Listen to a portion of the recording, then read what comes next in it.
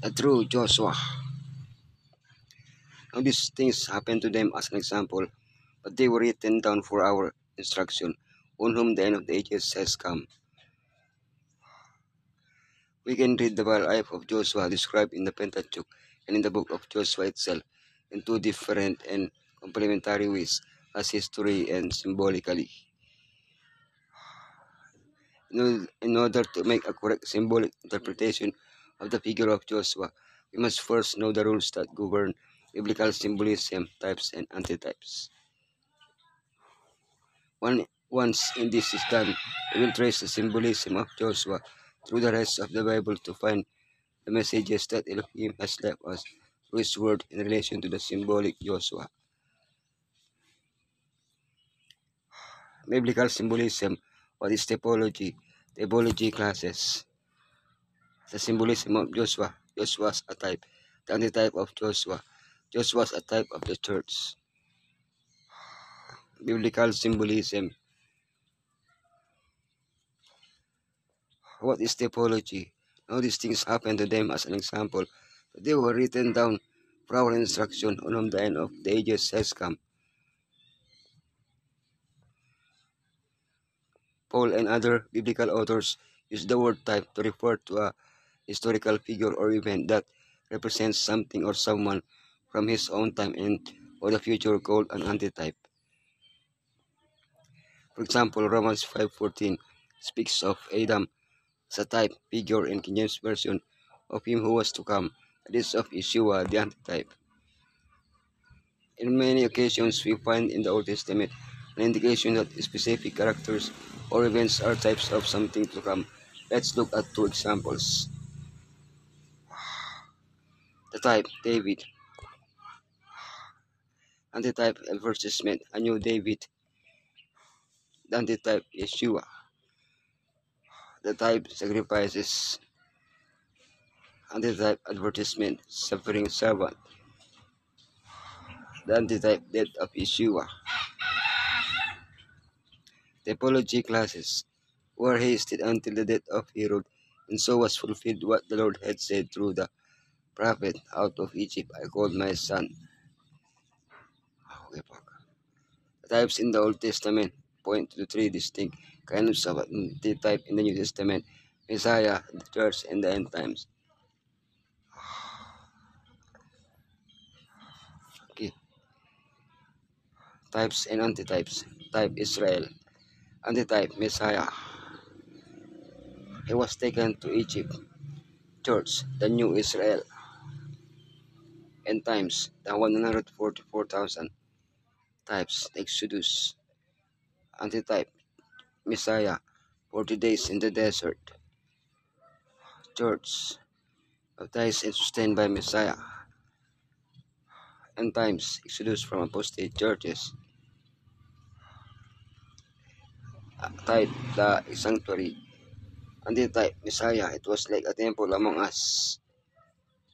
We are church, we are temple of Elohim.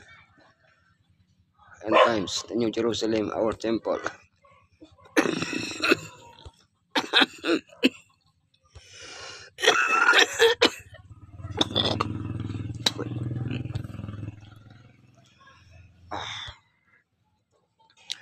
The symbolism of Joshua.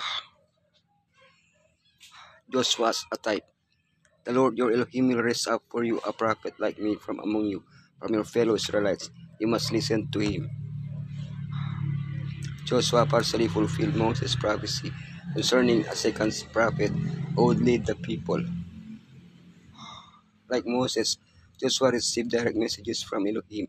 He celebrated Passover. He crossed the waters. He saw the angel of the Lord.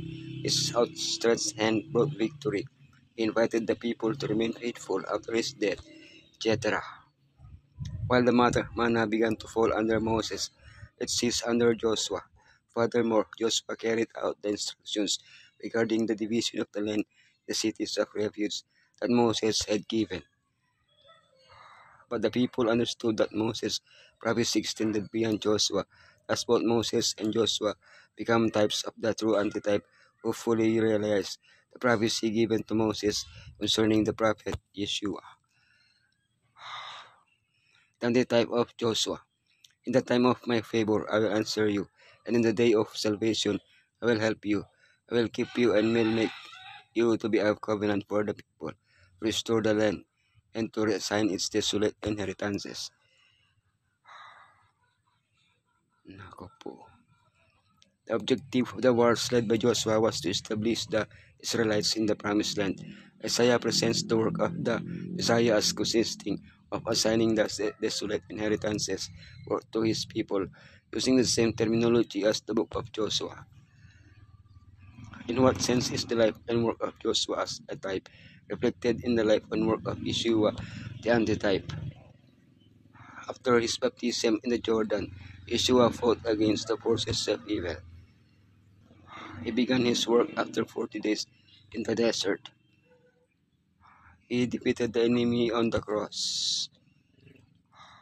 He gives us victory over our spiritual enemies. He gives us true rest. He assigns us as an incorruptible inheritance. Aray ko. Joshua was a type of the church. For our struggle is not against flesh and blood, but against the rulers, against the authorities, against the powers of this dark world, and against the spiritual forces of evil in the heavenly realms. Joshua and the church. Today we have a battle to fight in which we are led by our Joshua, who keeps us with the necessary armor. Furthermore, he already assigns us an inheritance and fills us with spiritual blessings. Joshua and the end times. Both the complete typological fulfillment of Joshua will be at the end, when all the hosts of evil are destroyed, and we take full possession of our inheritance, a land where we can live in confidence. Until that time comes, let us grow in grace as Joshua did, allowing Elohim to transform us to become a little more like him each day. Israelite of Elohim journeying to the heavenly Canaan, have a captain who needed no human teaching to prepare him for his mission as a divine leader. Yet he was made perfect through the sufferings, and in that he himself had suffered being tempted, he is able to succor them that are tempted. Our Redeemer manifested no human weakness or imperfection, yet he died to obtain for us an inheritance to the promised land.